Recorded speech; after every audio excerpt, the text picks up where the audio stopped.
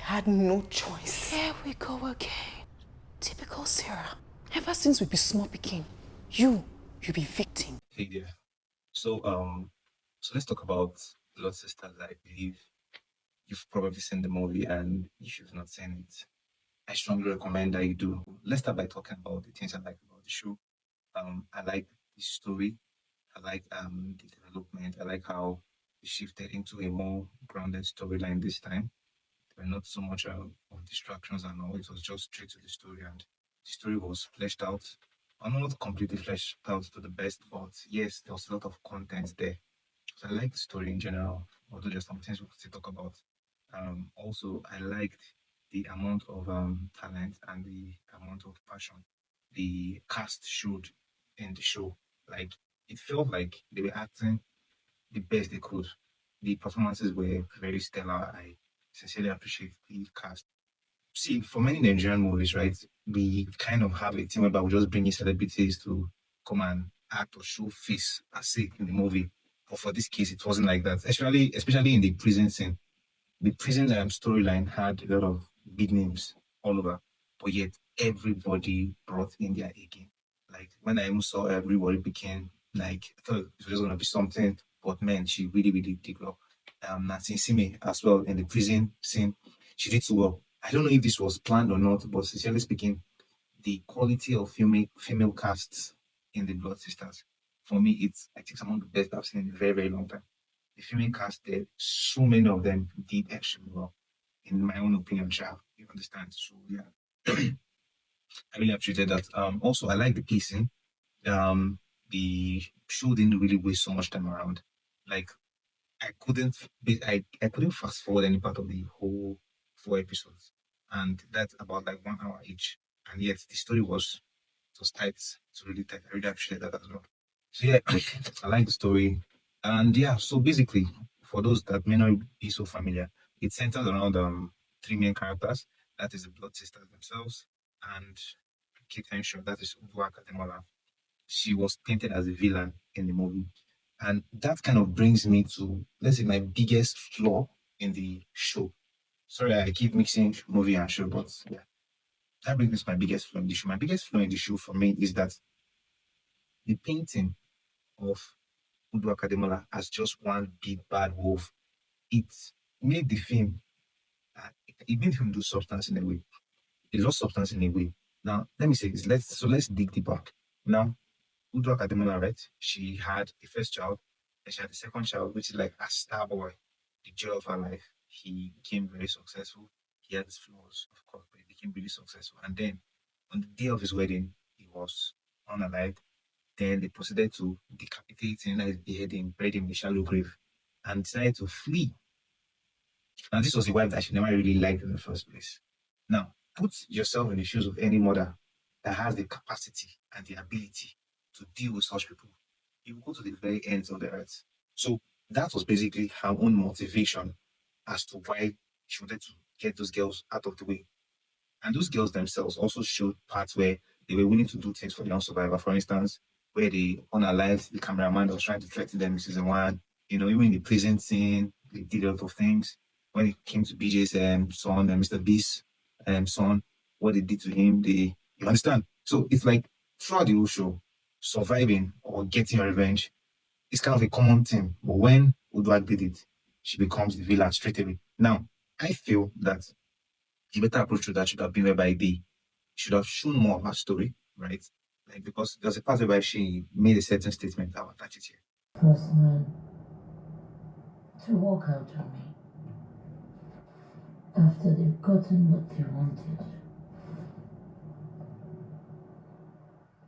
My father, Kola's father.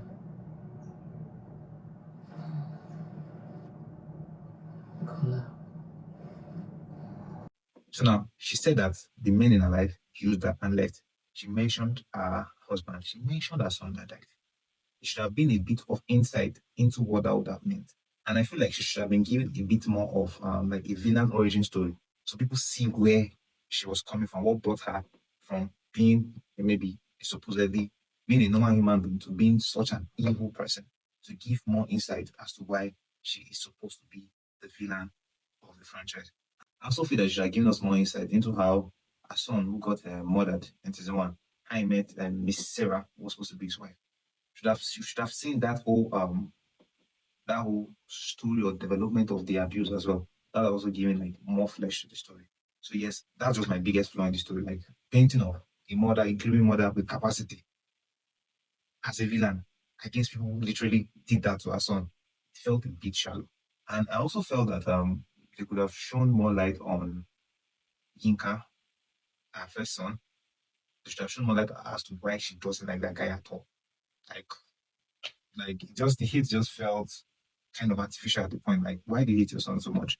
They would have shed more light on it, giving us a throwback into how he and his brother that was murdered, how they interacted as kids, stuff like that. So like giving us more insight. So basically, yeah. But regardless of that, the story really, really made a lot of sense. I really enjoyed it. And I particularly loved the ending.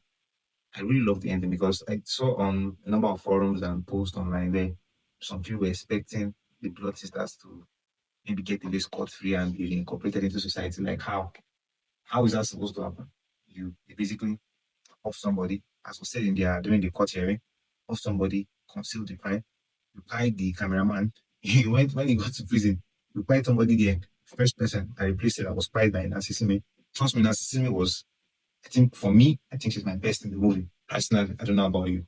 After you find the person that replaced Sarah, you went to go and buy the two gang leaders in the prison. Next thing, you went to go and buy Mr. Bison. You understand? So it's just so it's so funny when you see people that did all this throughout the movie and then you're thinking that they should get incorporated back into society as normal people. I don't think that happens. It's never gonna happen. Yeah, so I really like the end where they had to run away as fugitives. And also the losses they incurred, like loss of life, Sarah losing her mom, it really pained me. I didn't see that coming. It was really painful that. And yeah, I like the ending per se. I like the ending. Made a lot of sense, but I just felt that they should have given us a more reasoning or a better guideline as to why Woodward was supposed to be the villain at the end of the day. And yeah, I feel Timaine should have been, because I don't really like the actor in that film. She did a lot of bad stuff and was coming out to form a holier than thou. And yeah, and yeah, let's add this. I think a big mistake I saw them make was where Sarah went to the mortuary and her dad was there, supposed to be there, but it was breathing visibly, like his neck, the jaw was showing, moving up and down. We shouldn't be making this kind of mistakes at this stage. That was not good enough. So yes, other than that, it's a great show.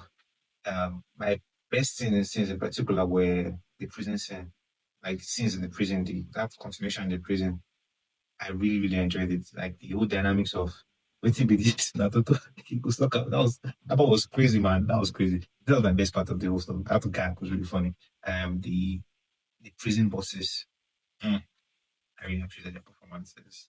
Among many other things. I like the setting. So let me even add this part. The prison looked so fake. You get, but it didn't seem like a Nigerian prison, but I can't complain about it. A lot of people have criticized that, and that's a valid criticism. But for me, I really didn't care about that. I just liked how there was this cohesiveness among the actors in general, and it felt quite real. So yes, that's what I'll say about Blood Sisters. And I think, in conclusion, um, I feel the lesson to learn from the Blood Sisters is that look, if you find yourself in a situation that makes you become less of who you are, try to leave as fast as possible, especially when it comes to abuse, because all she had to do was leave. It was very, very hard to make the choice initially, but life made that choice for her, and that's the biggest problem.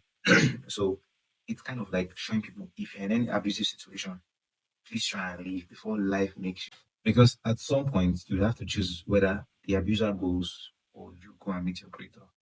Either of them. And in the movie, life chose for abuser to go, but then she lost everything. She lost her dad, lost the family prestige that was keeping her in, lost her mom, lost her freedom, lost her career. She almost lost her blood sister. So yeah, rating the movie is strong, maybe 8.5 or 9. Made a lot of sense. So see you in the next one.